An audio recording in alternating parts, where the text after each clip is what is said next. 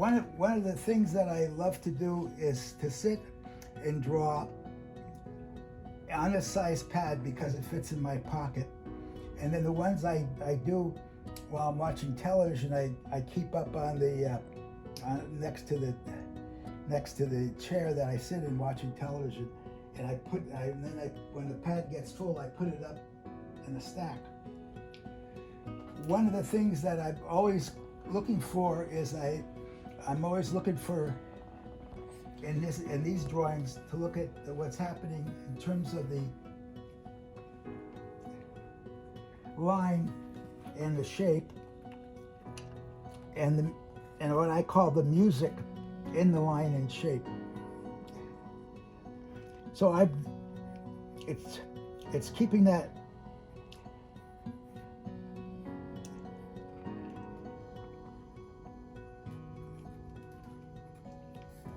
rhythm.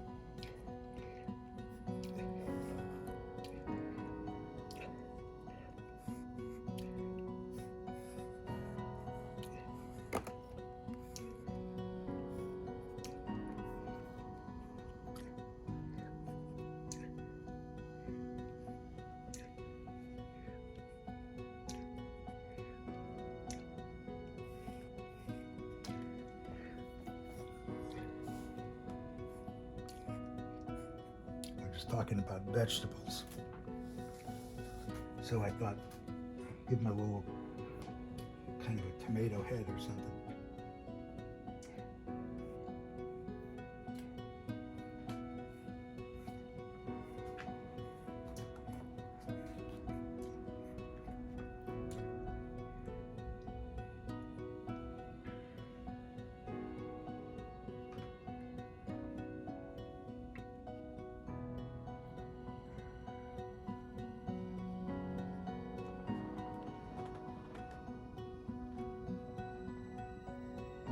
So I may want to thicken some lines, give it a little more form. But essentially it's the line, it's the rhythm in the line that I want to keep going. And the shapes fit what I want to say about the figure or the head. In this case, it's the head. Keeping and using in that automatic drawing that I'm doing. It is like what the French call automation, which was the their version of automatic drawing. That was very popular in the 1920s. But I find the technique of letting my arm, my hand, and my fingers and the pencil just roll in together.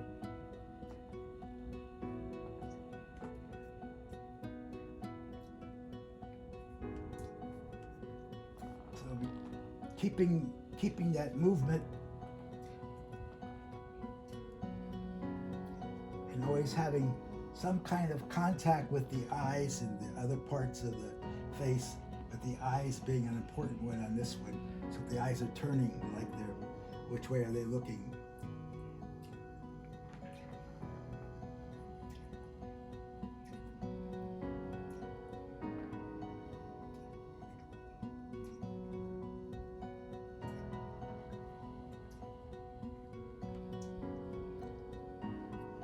Now, if I had did that one there,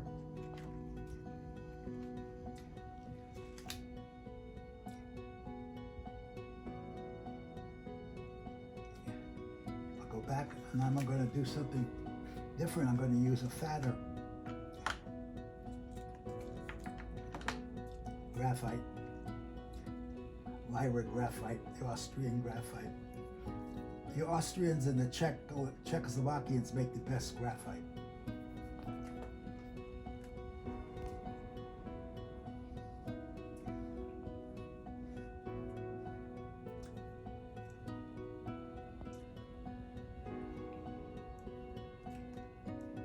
Again, I don't know where I'm going. I'm just letting it go. I'm not trying to control, but I want to make it happen in a way that works together.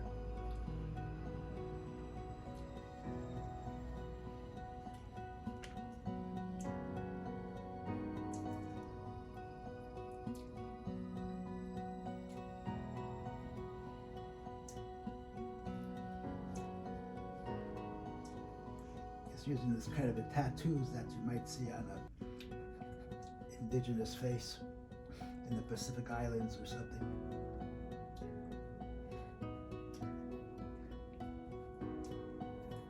Sometimes I may use something from one of my masks, but in this case, I really like just working quickly.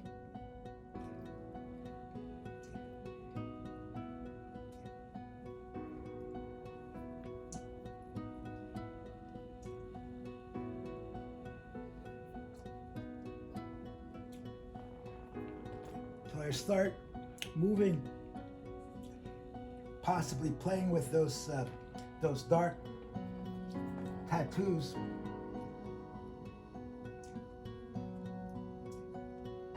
And seeing what that does.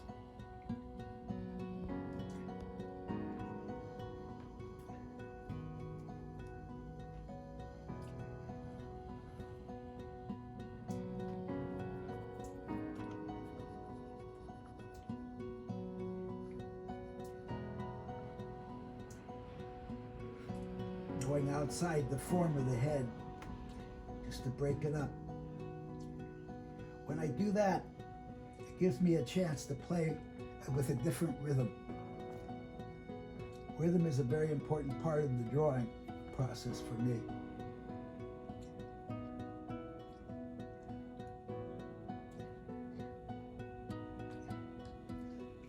And the rhythm tells me the shape, and the shape tells me the rhythm.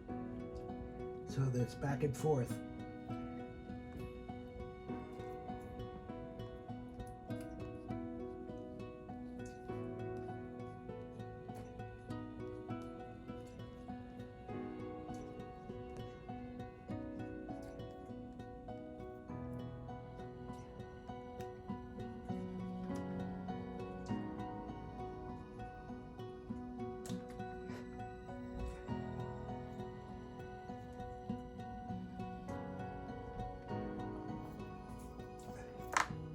Now I may take this pencil, which is an aqua graphite. It's a graphite that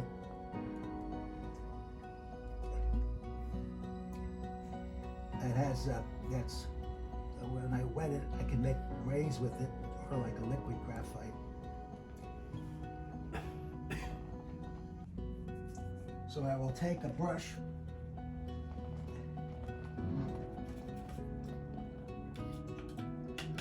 Into the water.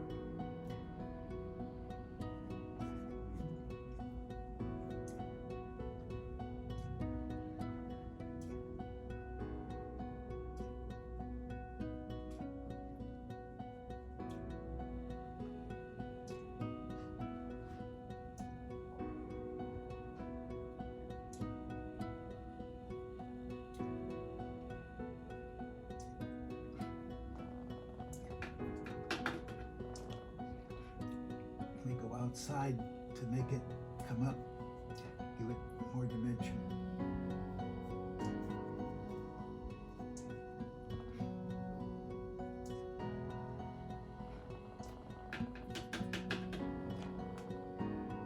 So you begin to play with it like a watercolor, putting the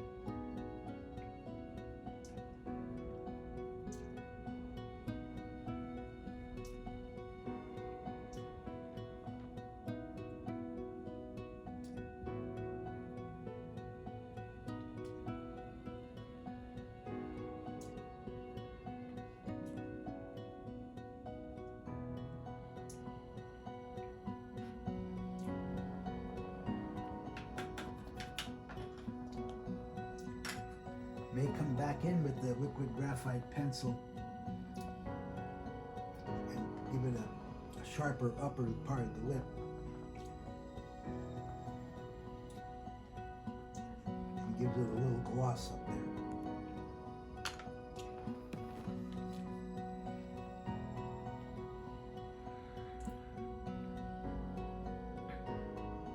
So as I'm looking at it, I can decide if I want to go back to it or let it dry and see how it dries.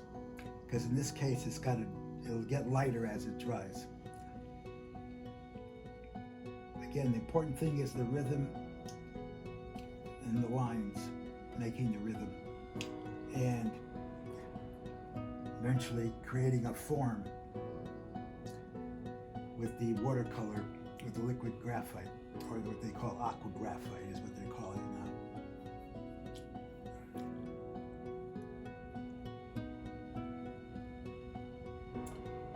So as I'm looking at it to see where I want it to go, I may just leave it this way and maybe in a couple days look at it again and maybe see something I didn't see. But usually I do 2 or 3 of these books a week. And it just keeps my head fresh. And that's the other important thing, is to keep your head fresh. Don't let your brain go stale, and don't let your eyes go stale. Or don't think that you already have it made up in your head, and that's the way it should be. So we in this process, let the drawing make the drawing.